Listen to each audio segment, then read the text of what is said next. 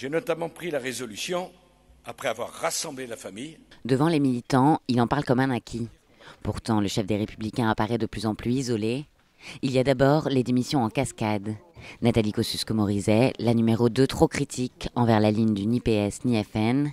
Exit aussi Gérald Darmanin, pourtant ancien porte-parole de Nicolas Sarkozy. Pour ceux qui se sont éloignés, c'est une question de ligne politique, mais pas seulement. Je crois que Nicolas Sarkozy avait prôné une démarche qui était une démarche d'ouverture et de rassemblement. Et au fur et à mesure, malheureusement, on sent que c'est lui-même qui est en train de s'isoler. L'impossibilité de débattre et l'obligation de bifurquer vers la droite et toujours plus à droite ne convient pas à la majorité des militants, d'après moi. Même l'organisation d'un déjeuner avec les nouveaux présidents de région relève de la mission impossible.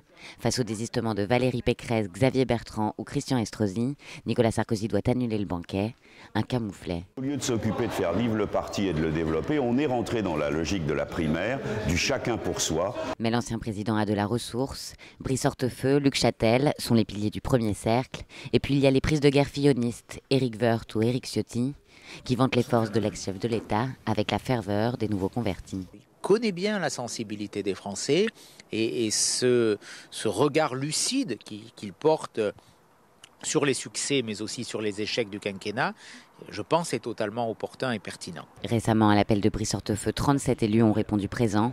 Objectif, préparer la candidature à la primaire de Nicolas Sarkozy et surtout rassurer sur ses chances de l'emporter.